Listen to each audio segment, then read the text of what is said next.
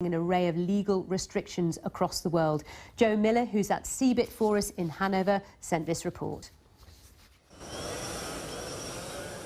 A buzzing contender in a battle for the skies, one of several hundred devices for visitors to enjoy in CeBIT's unmanned systems arena. As long as you don't mention the D word. This is not a drone, it's an unmanned aerial vehicle, and it's a combination of the proven human flight concepts: balloon, airplane and helicopter. It can vertically take off and land without any runway. It can fly forward like an airplane after it switches its wings, and it can carry heavy weights because of the carrying gas. You can find water with it. You can find mine fields and find the mines. You can look in smog cities for the pollution in the air. Many different options, and we tested a few of them.